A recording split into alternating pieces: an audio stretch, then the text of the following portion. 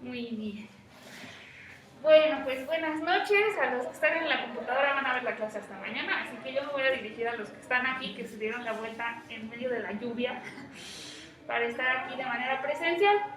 En la clase de hoy les voy a dar retroalimentación de las 4 tareas que han entregado, que son 2 sobre tiempos en la antigüedad y 2 sobre tiempos en la física, pero me parece importante hacer como esta pausa porque luego se van encontrando relaciones, ¿no?, entre unos y otros. O sea, realmente se habla de Platón varias veces, luego Newton habla de Dios y de los relojes, entonces es como un repaso y una oportunidad para establecer relaciones entre los temas que se han visto hasta ahorita. Aquí traigo sus tareas, se las voy a entregar pues cuando terminemos. Y pues voy a ir apuntando en el pizarrón algunas ideas interesantes que me encontraba yo en sus reportes de lectura. Casi todos son resúmenes, pero de pronto alguno dice así como, bueno, pues estas nociones son antiguas pero no son obsoletas, ¿no? O sea, como un comentario personal. Entonces pues eso también los comparto con ustedes para que sepan lo que van pensando sus compañeros y compañeras, aunque solo hay una chica en este grupo. Ay, oigan, voy a intentar estar sin cubrebocas un poquito también para que se escuche mejor acá, pero no, o sea, vamos a estar lejos mientras tenga la cara descubierta. Bueno, entonces, pues esa es la primera idea que voy a compartir. El tiempo eónico y el tiempo cosmológico. En Platón y en Aristóteles son antiguos pero no obsoletos.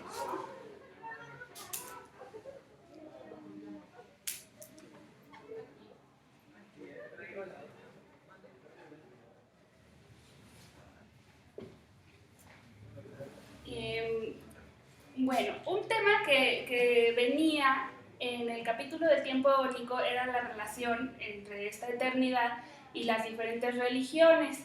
Y creo que pues no hice hincapié este semestre en ese punto porque me puse a leer una cosa sobre Gadamer y el arte, pero sí quería como mencionar esa relación entre lo eónico y lo religioso,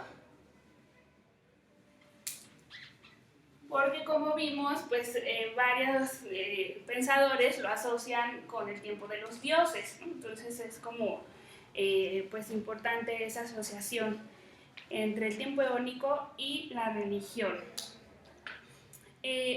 Otro punto súper interesante a reflexionar sobre estos tiempos, el eónico y el cosmológico, es cuál es real y cuál es aparente, dependiendo del filósofo que lo esté postulando.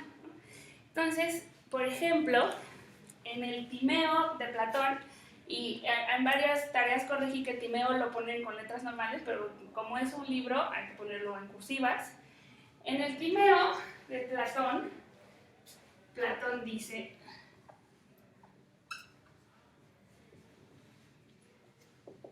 lo siguiente: el tiempo que no sea eónico no existe. Y por el contrario, Aristóteles, en la física,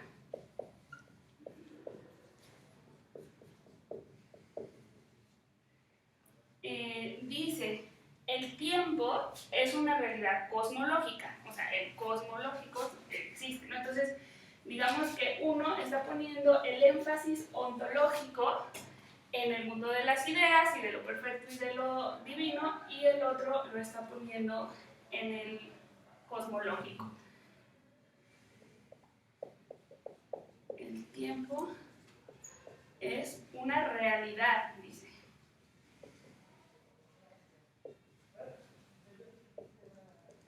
Cosmológica. Entonces, sí, hacemos como esto esquemáticamente, yo siempre me lo he imaginado así como dos esferas, incluso en las clases que sí se quedaron grabadas, hacía yo este diagrama, en donde por un lado tenemos a Ión lleva acento aquí. Y por el otro lado tenemos a Cronos.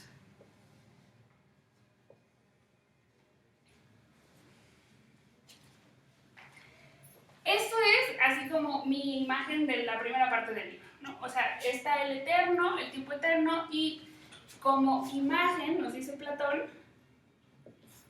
en el momento en que surge el universo, surge el Cronos, ¿no? Aquí empieza el movimiento de los astros,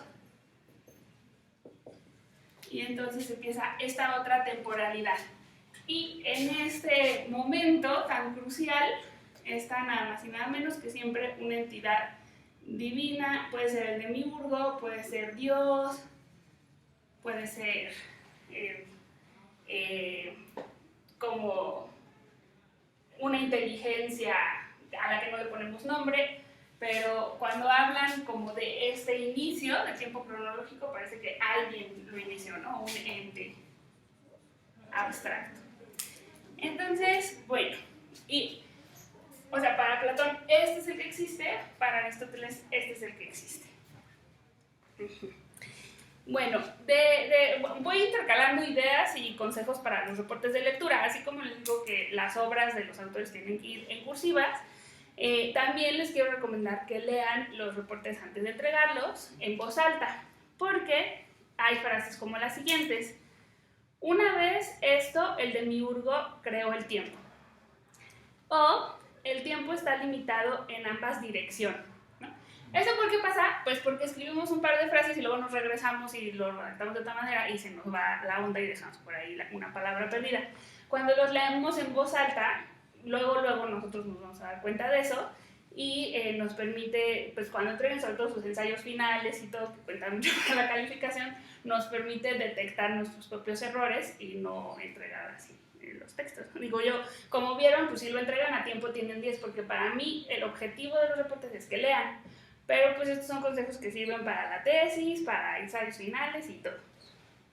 Bueno, otra idea que viene en estos primeros capítulos es la de la Edad de Oro. Creo que tampoco nos detuvimos en ese punto, pero bueno, quería compartir hoy con ustedes esta noción de una promesa de un futuro mejor, ¿no? Y saber qué tanto ustedes creen en algo así, o si ya de plano se sienten en el apocalipsis, ¿no? Igual por ahí Aristóteles, cuando está criticando a Platón, dice que no está de acuerdo con que haya un inicio del tiempo. Y yo creo que nosotros hoy en día, con la ciencia en la que creemos y demás, pues sí concebimos que hay un inicio del tiempo y que puede que haya un final de tiempo cuando se acabe el universo, pero yo quería preguntarles si ustedes están de acuerdo, porque son como cuestiones que yo asumo que están en el imaginario colectivo, pero no lo sé, ¿no? Entonces, ahora sí que para conocerlos un poquito mejor, ahora que ya estamos en persona, y que además quisiera que me dijeran sus nombres, porque el martes pasado me fui y dije, bueno, pues hay un par que sí me conozco, pero ni siquiera les dije que me dijeran su nombre, ¿no? Entonces ahorita me dicen cómo se llaman y qué piensan, decir, ahí va a haber un futuro mejor, parecido o no parecido a alguna época que ya haya ocurrido, ¿no? La Era de Oro. Y si piensan que el tiempo tiene un principio y tiene un fin, ¿no? La verdad no lo sabemos, ¿no? Pero dado el conocimiento actual, podremos decir, pues yo siento que sí, yo siento que no, ¿no? Como intuitivamente,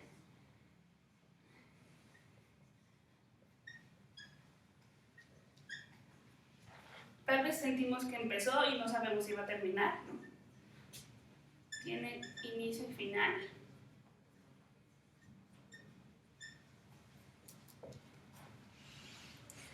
Bien, lo voy a poner aquí porque se apagó la pantalla. Yo no sé si siguió grabando, pero espero que sí. Listo. Bueno, empezando como a marcar algunas relaciones entre los temas, vemos que en el primer capítulo nos cuentan cómo Platón hablaba del tiempo único, cuando hace referencia a que no hay un antes ni un después, y después ya habla del tiempo cósmico en el siguiente capítulo. Y aquí podemos ver pues muy claramente la relación, ¿no?, entre el cosmológico y el eterno. Ahora la pregunta es,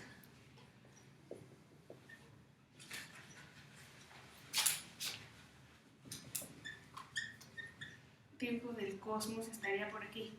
La pregunta es, ya tratando de hacer relaciones entre las 4 temáticas que hemos visto hasta ahorita, ¿dónde creen ustedes que estaría el tiempo de Newton y el tiempo sagital? Si se pueden acomodar en este diagrama, o si de plano pues no se pueden acomodar en este diagrama, ¿no? ¿Ustedes cómo ven? El tiempo de la termodinámica. Tienen que levantar la mano porque empezaron a hablar 3 al mismo tiempo. Entonces creo que estaba Carlos, luego aquí, ¿me puedes decir tu nombre? Jesús Alberto. Jesús Alberto, y después Juan Alberto, y después hay otros Jesús también. Adelante. Lo que estaba diciendo Juan, de que en el tiempo, de movimiento en el cosmológico, porque es más como, ¿cómo se llama? Más real, no tan, bueno, el otro es el tiempo de los dioses, algo que está fuera de nuestra percepción, y es más, ¿cómo se llama? Material físico, que puede, bueno, no es la palabra correcta, pero que puede ser no palpado, sino visto, sentido. Ok, como el tiempo de los sentidos, ¿no? Por lo menos los astros se veía cómo se movían, ¿no? Sí. Ok. O sensible, ¿no? Por usar otro término. Sí. Entonces, acá, de este lado. Justo iba a decir que me parecía que estaba más de este lado, en lo de Cronos, por lo sensible, ¿no? De que se podían observar los movimientos de los astros y de cierta manera se podían cuantificar, ¿no? A partir de la variable que luego propone Newton. Voy a poner aquí un reloj para acordarnos que acá está la medición, ¿no? La cuestión como matemática, eso. Muy bien. Por acá. Pues nada, sería, habría ahí tiempo y espacio. Entonces, porque estamos hablando de objetos, de masas, de energía. Entonces creo que eso que puede ser cuantificable y medible, que está en movimiento, cabría ahí. Ok, el tiempo y el espacio. También por acá. Y allá atrás, Jesús. Híjole, yo creo que el tiempo cronológico de los griegos podría entrar en el tiempo relativo para Newton, en el sentido de que las medidas cronológicas que creía Newton eran muy precisas, ¿no?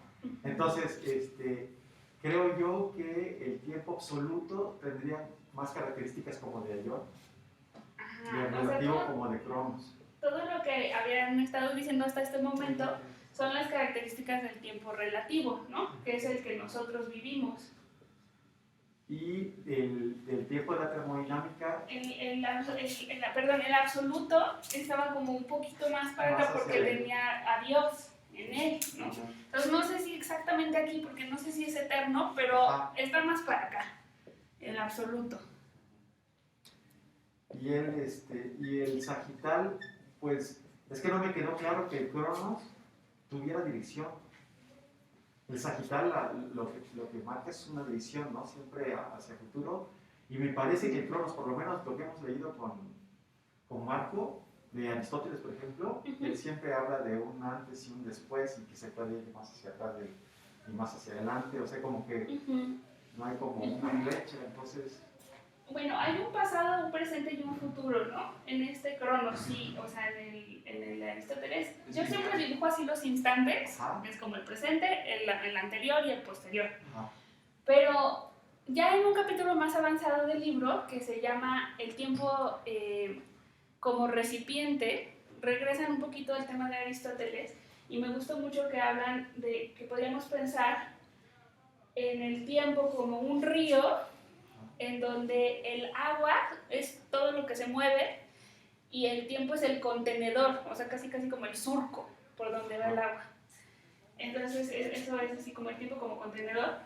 Pero bueno, en estos casos sí habría un antes y un después, entonces parece haber un poquito de direccionalidad. Entonces voy a poner por aquí, muy cerquita del físico, o incluso traslapándose con él, al tiempo sagital de la flecha de la entropía. A ver, mejor le voy a poner la S de entropía. de Sagitario, ¿no? ¿Por qué? Pues porque también tiene que ver con el mundo material, físico, con partículas que se están desacomodando. O sea, desde luego no tiene que ver con los dioses, eso está claro. Y también se puede medir, ¿no? Pero sí podemos dejar aquí la posibilidad de que los astros tengan un ciclo y una circularidad. Cuando hablamos, por ejemplo, de esto de la era de oro, ¿no? Que pareciera que podemos regresar. Y aquí pues no se puede regresar, ¿no?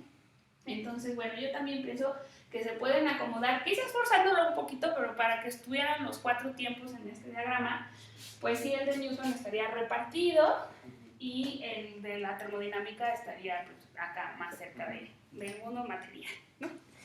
Muy bien. En esta idea de el río, me saltó a la vista cuando estaba calificando sus tareas una frase de un neoaristotélico que se llama Estrato de Lampsacus, que dice: el tiempo contiene todos los movimientos, ¿no? Entonces, en esa frase en particular, la metáfora del río pues sí parece funcionar muy bien. Vamos a continuar a ver.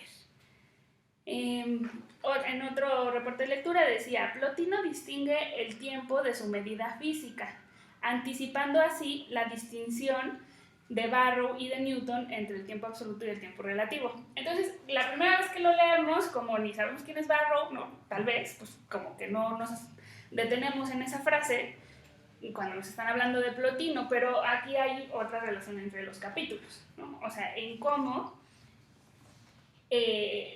Aristóteles, Plotino y los neoaristotélicos empiezan a decir, bueno, a ver, una cosa es el tiempo y otra cosa es medir el tiempo, ¿no? Y la medida está aquí.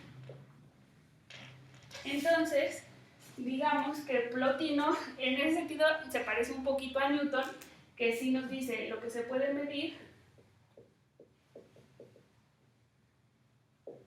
es algo como pues un poquito más cercano a lo humano y a nuestras limitaciones humanas, a conocer la naturaleza, y hay al parecer como otro tiempo que se nos escapa, ¿no? O sea, que está como detrás de lo que medimos. Así dice Plotino.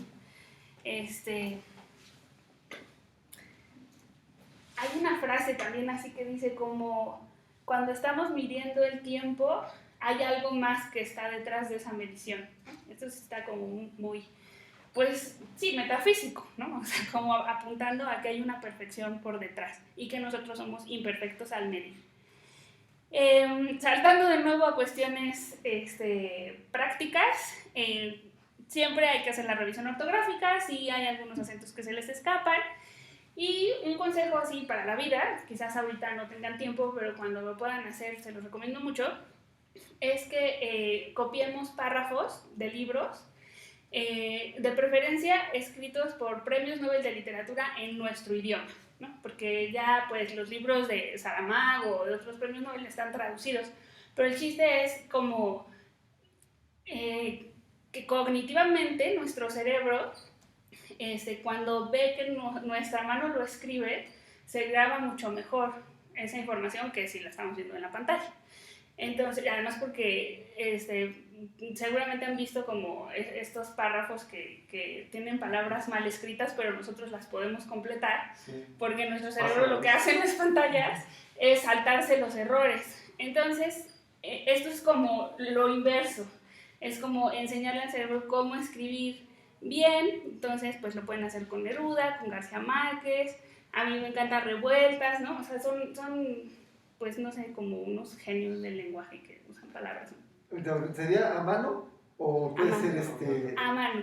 Es que mi letra es muy fea, pero yo no importa, no se lo va a enseñar a usted a nadie. Va a ser un cuaderno privado, pero es a mano como el cerebro aprende. Ok. Ajá, justamente.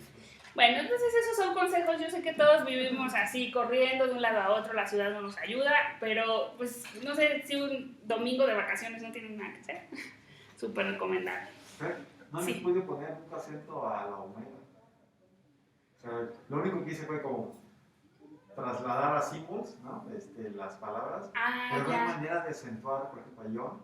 Entonces ponía la omega sin el acento. Ay, pues sí, en algunos sí lo corregí, pero perdón, porque pues sí es cierto, no sabía que no... Creo que yo Ajá. lo puse en el buscador de Google en español. Te apareció lo que usted. Y de ahí lo copié. Las buenas Creo, Ah, ya. no me acuerdo muy bien, creo que así le hice, porque también tuve el mismo problema, no encontraba los símbolos, entonces dije, ay, yo voy a poner en Google ya. Sí, Sí, pues sí, la me otra salió. como ya muy desesperada sería como tomarle foto de pantalla, ¿no? También, ¿no? O sea, como Ah, sí, alguna así.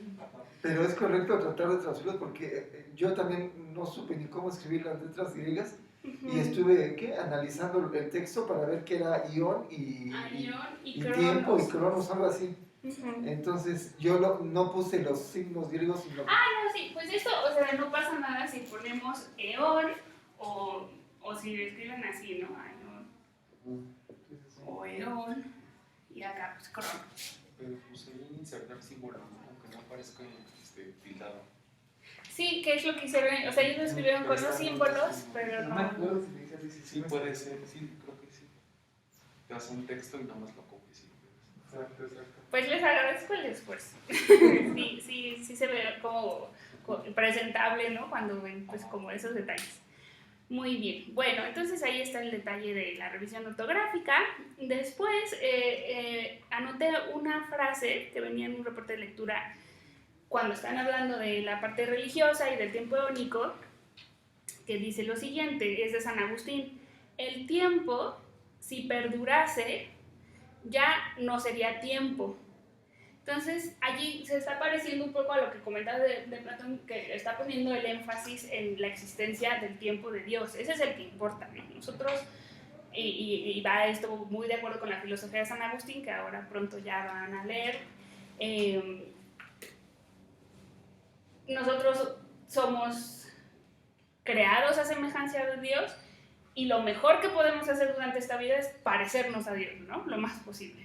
Entonces, todo el acento está en aquel lado, ¿no?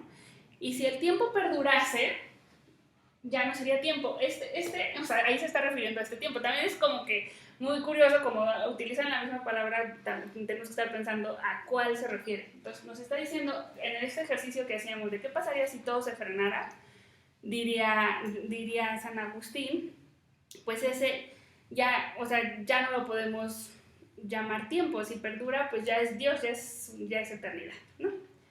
Muy bien. Bueno, otro tema que no he tocado en las clases anteriores, pero que es súper bonito y van a ir viendo que les voy a sugerir como ideas para el ensayo final. Entonces, por ejemplo, un bonito ensayo final sería sobre el concepto de aebum de Tomás de Aquino, que se menciona levemente, pero pues no hemos hablado mucho de él, y es que es un tiempo que está aquí, en medio de estos dos.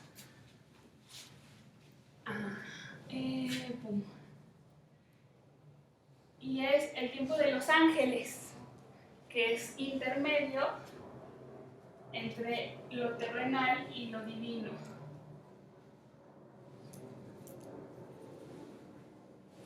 Menciona que fue el primero que se creó, ¿no? Antes que el cronológico. Antes que el cronológico, pues sí podría ser porque está como ahí en medio. Y luego también, o sea, entre San Agustín y Santo Tomás hablan de que a veces cuando nos tratamos de parecer a Dios, pues medio llegamos a este punto, como los que son muy devotos y los sacerdotes y todos estarían tal vez también llegando a ese aevo. Y luego, ¿qué creen que me acordé? Cuando leí la parte de sus reportes de lectura sobre Gadamer y sobre el tiempo en el arte, me acordé que el día de la clase ya no regresé a ponerles los cuadros de Chagall. Entonces, pues no sé si se acuerdan de los cuadros que puse ese día.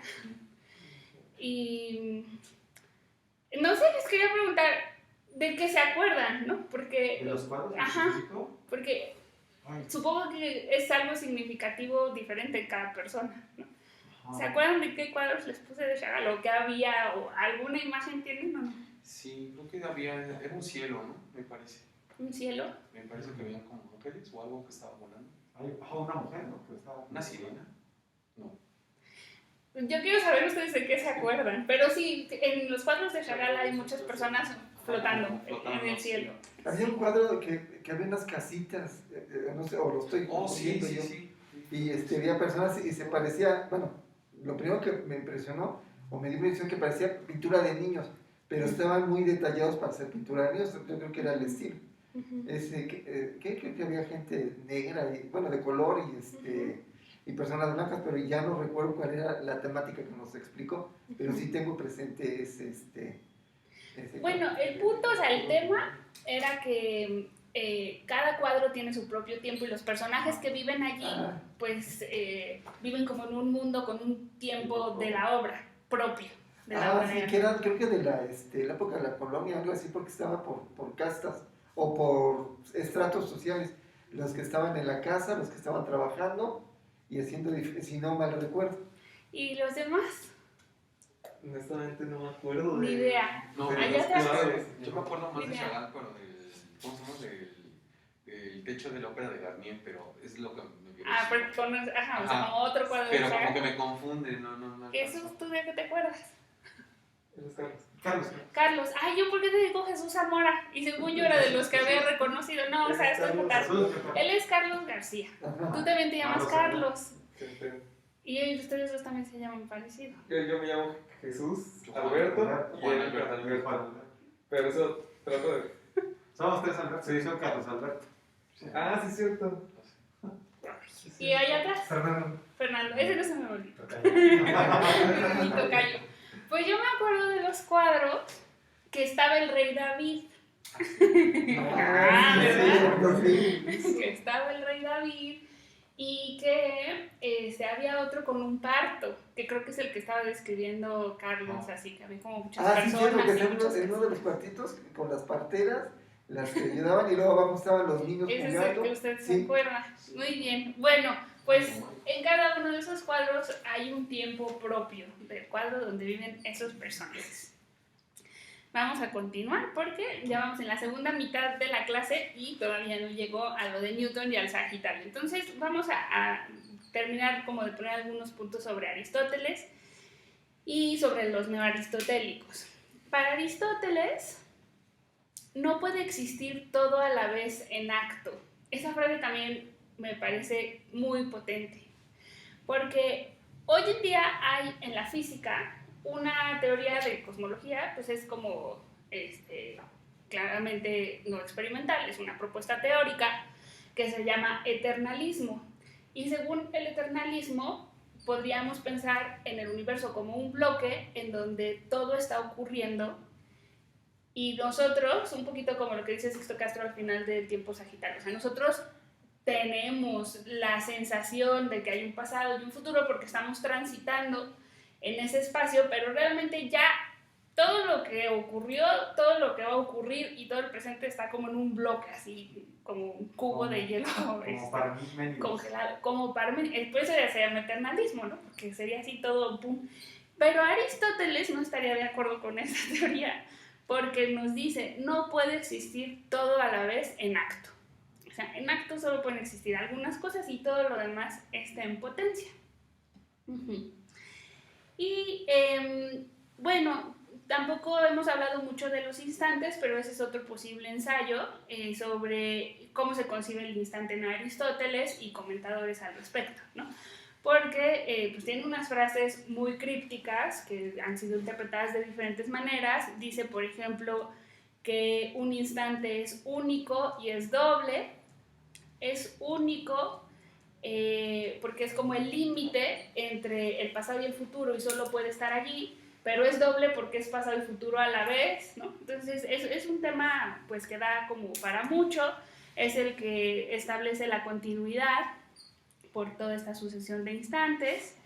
Y otra frase que no dije en esta clase, pero sí le he dicho en semestres pasados, es que cuando le preguntan a Aristóteles de qué movimiento es número el tiempo, él dice que el cielo es un reloj natural. Entonces aquí estaría todo esto, o sea, hay un reloj, hay medición y hay cosmos. Y es una frase poética, ¿no? Pero el cielo es un reloj natural. Ya llegando hacia el final de estos capítulos está la cuestión de los neoaristotélicos. Y ya le empezamos a pisar los pies a los siguientes temas que tienen que ver con la percepción de la conciencia, del tiempo. Vamos a leer a los fenomenólogos. Y por ejemplo aquí hay otro neoaristotélico que se llama Duns, que dice, el alma es la que mide el movimiento, ¿no? Un poquito haciendo hincapié en que, bueno, sí, muy bien, aquí se mide algo, pero ¿quién lo mide? Ahí tiene que haber una alma, una conciencia, ¿no? Entonces ahí ese neoaristotélico pues ya lo está sugiriendo, y Alberto Magno dice, no, hay percepción del tiempo en cualquier movimiento, no solamente a través del alma. Puede estar un alma o puede no estar un alma. Entonces ya lo voy a poner hasta acá en el pizarrón porque ya es como dirigiéndonos hacia los siguientes temas, es si se necesita el alma para medir el tiempo, ¿no? O un alma que perciba o que mide el tiempo.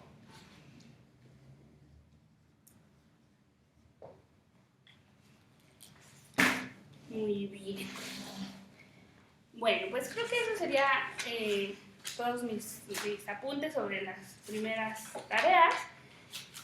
Y de las segundas tareas, pues, o sea, lo que me gustaría hacer con ustedes es preguntarles si ustedes ven algunas relaciones entre el tiempo newtoniano y el sagital. O sea, yo los agrupé pues en una unidad. Entonces, ¿por qué? ¿No? O sea, ¿qué tienen de parecido o qué tienen de diferente? Entonces, voy a borrar acá para que platiquemos un poquito sobre esos tiempos de la física. Similitudes y diferencias entre el tiempo newtoniano y el tiempo sagital, un poquito como para...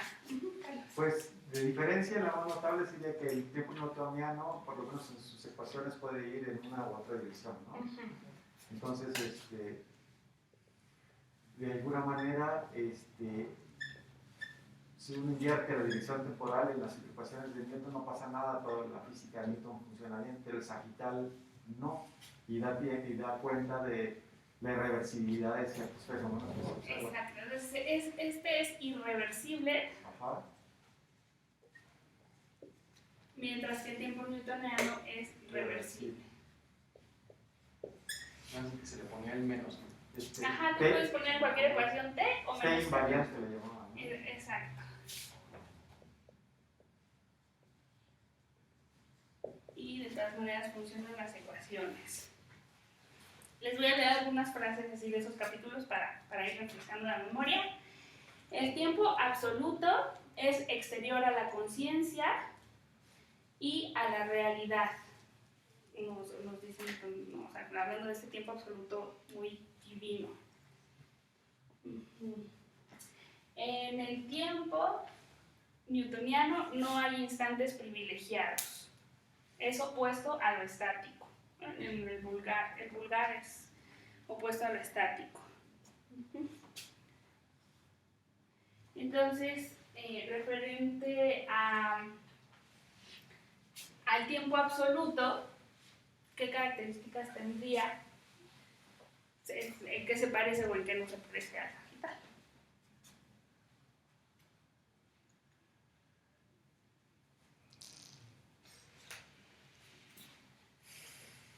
Pues se divide en dos, pero uno de esos tiene a Dios, ¿no? Y el otro, pues a nosotros. Es vulgar. Y aquí, como que todo sería vulgar, ¿no? Digamos, en términos newtonianos, ya no hay divinidad alguna. Excepto un genio maligno que podría percibir por donde se mueven las moléculas, que es un ejercicio mental, pero es un genio maligno, entonces no hay dioses, ya no hay divinidad alguna.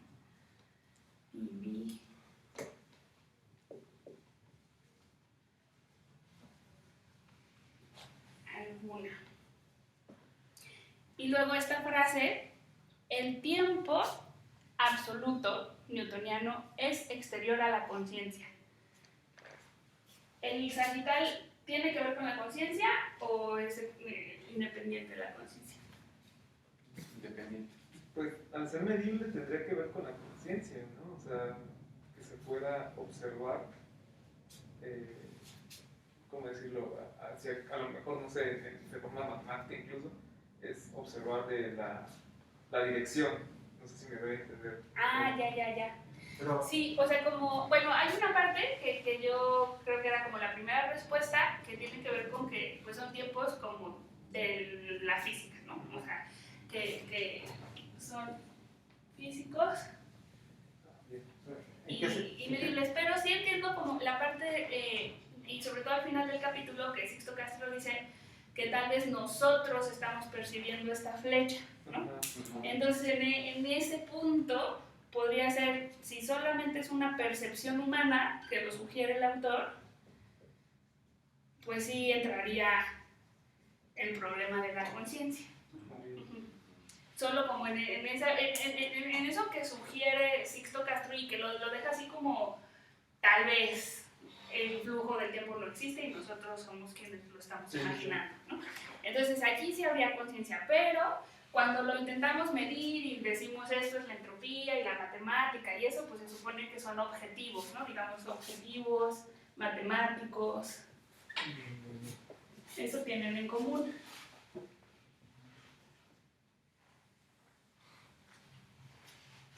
Muy bien. Sí, la frase de Sixto Castro es la siguiente: tal vez la flecha del tiempo no existe en la naturaleza.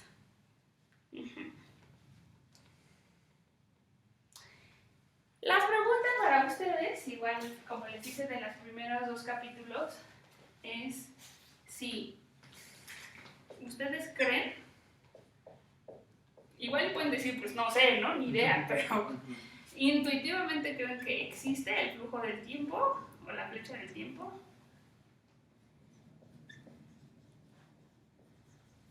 En la naturaleza. Independiente de la percepción. Ajá, es cuenta que vamos a imaginarnos que desaparecieran todos los animales conscientes. No sé si hay algo que no tengan conciencia. O sea, de todos los animales. Ay, qué raro, todos los animales. El que prefiero al que está sin moverse al que está sin animales. De todas maneras, la naturaleza describiría una evolución, ¿no? O sea, una flecha o no. Es una pregunta. Y la otra, que ya les comentaba el día de la clase de la termodinámica, es si ustedes creen que existe el azar o es nada más nuestra ignorancia. ¿Existe el azar en el universo?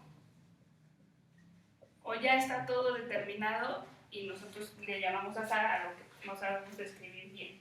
Bueno, yo creo que por mediante la geología podemos darnos cuenta que antes de la aparición de los seres vivos, pues sí existía un curso. Si a eso le podemos llamar flecha, que eso podría ser independiente a lo que podría ser una alma humana, una alma o una conciencia. Entonces, en ese sentido puede que exista esa flecha de tiempo. Y el azar, bueno, son variables que no pueden ser controladas o comprendidas. Y a eso le ponemos el título de azar. Le llamamos azar. Entonces, ¿tú crees que sí? Sí. ¿Y los demás están de acuerdo? Yo tengo una duda, bueno, cuando hice la primera lectura de lo del tiempo sagital, creo que lo interpreté mal, porque, no sé, sagital me refirió mucho a la flecha del arco, sagital y todo este relajo. Sagitario y todo. Ajá, entonces, si pienso la flecha tiene un punto de inicio, ¿no? Que es donde la sostienes al momento de soltarla. Entonces, en ese sentido, el tiempo tendría un inicio, ¿no? Y no, tal cual un final, no, a menos que choque, ¿no? Porque lo que estaríamos haciendo con la flecha es ¿cómo decirlo? El trayecto. Desde como lo leí la primera vez, que ya después leí que no se refería tanto a eso. No, pero tienen Sí, todo retoma el de sentido ahí, del mundo. porque, pues vaya, por el nombre, vaya, de ahí sale, yo creo. Pero, bueno, entonces sí hay un inicio y hay un final hasta que choca con algo y ahí termina el momento, el tiempo, ¿no? Pero no sabría si tal cual en la naturaleza hay un inicio del tiempo. Ujú. Y si en algún momento chocaríamos con algo para detener ese tiempo. Pues juntando esta pregunta con la que había escrito hace ratito, que les preguntaba, ¿ustedes creen que hay un inicio del tiempo? Sí. Les pregunto a los demás, ¿ustedes creen que hay un inicio del tiempo, Fernando? Sí, pues sí, definitivamente sí, porque toda actividad es un devenir, ¿no? O sea, todo lo que está todos los fenómenos físicos, toda la naturaleza en sí está en perpetuo devenir, ¿no? Por eso existe y ya está realizándose, ¿no? O sea, ya hay una interacción, no nada más de movimientos, o sea, en el movimiento pues, nosotros la captamos, ¿no? Pero la naturaleza está en un constante devenir, o sea, es como un pulso, no está puesta en algún lugar, ¿no? O sea, la naturaleza se está haciendo, primero se evapora el agua, después se condensa en las nubes, después viene la lluvia, ¿no?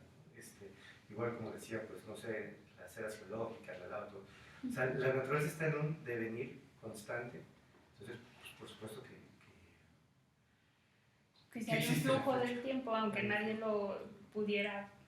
Sí, porque Concebir. se cree que el planeta antes estaba más caliente, ¿no? Entonces, ese podría ser una parte primaria de lo que es ahora, que ya es un poco más frío. Un antes y un después. Claro, un inicio. Un momentito que Carlos también quiere hablar y luego que volvemos. Carlos. De lo que estaba diciendo Jesús de la flecha, yo no había pensado en que la flecha puede seguir hacia adelante y perder su dirección, pero ¿cómo le llaman? La línea en la que estaba trazando va a continuar. El tiempo, de lo poco que nosotros conocemos a partir de los fósiles y todo eso, siempre ha seguido hacia adelante, nunca se detiene. Entonces, yo sí creo que el tiempo dentro de la naturaleza va a seguir. Existan personas, o no es como la paradoja esa de si cae un árbol y no hay nadie quien escuche el ruido. El ruido va a existir. Ajá, no, pero no como lo concebimos nosotros, el tiempo va a existir. En un inicio, un final, ya sea que se contraiga el universo, se expanda o desaparezca, venga el juicio final. Eso ya es pero relativo de la percepción de cada persona. Y de los juegos, bueno, del azar, yo siento que son probabilidades que se presentan. Como dicen, mis decisiones son lo que afecta el futuro. Si yo hubiera tomado hace muchísimos años la decisión de no ser echar desmadre en la preparatoria y perderla, yo tendría también un título como usted. Pero fue mi decisión, hasta eso cambió mi vida. Oiga, yo también me divertí en la preparatoria. No, pero a lo que yo me refiero que no le puse la atención debido, tomé la decisión mejor de echar relajo que dedicarme a estudiar. No sé si me explique. Sí. No fue mi intención. No se preocupe, yo no, Bueno, estoy aquí bromeando. ahora sí ya Está bien levantando la mano el otro Carlos y luego Fernando y luego aquí adelante, sí. Yo no le pondría la imagen de flecha al tiempo, porque como yo entiendo una flecha, las flechas tienen magnitud y tienen una dirección, y otorgarle una magnitud al tiempo, una medida de cómo transcurre, eso me parece que es antropocéntrico.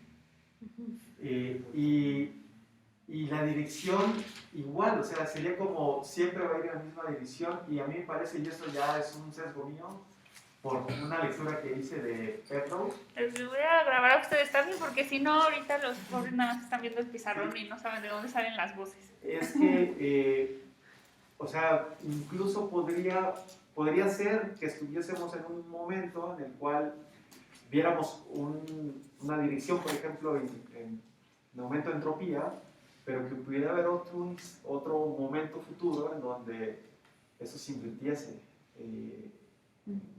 O sea que regresáramos o algo así. O sea, no necesariamente que regresamos al mismo punto tal vez, pero o sea, que fuera como cíclico, sino que las leyes de la física no fueran constantes en el tiempo. O sea, me refiero... Esa es la visión de David Bohm, que dice que el universo es como un dragón que va cambiando. Y que el trabajo de los físicos era alcanzarlo, o sea, porque pues, dice, tal vez nos dimos cuenta de que las cosas funcionaban así ahorita, pero tenemos que alcanzarlo porque el universo va cambiando, no tiene unas leyes inmutables. Ajá. Es una visión así como, dice muy bonito porque dice, es un dragón vivo, o sea, está vivo, no es una cosa inerte, ¿no? Era un mecánico cuántico muy, muy brillante, que se fue a la India y se puso a conversar con Krishnamurti, y todo el mundo occidental dice que ahí ya lo perdimos. Y una vez que escribí un artículo sobre él, me dijo mi director de tesis, espero que lo estés escribiendo sobre su etapa antes del viaje. Y yo así, no. No, porque miramos muy poco a la filosofía oriental, pero hay, pues sí, muchas cosas interesantes ahí. Bueno, creo que todavía se quedaron algunas participaciones pendientes, pero quisiera devolverles las tareas, apagar la grabación. Y si nos sobra tiempo, pues seguimos conversando, porque si no, pues nos van a correr. Ya vi que está todo apagado aquí en la... Mientras iba dando la clase, iban a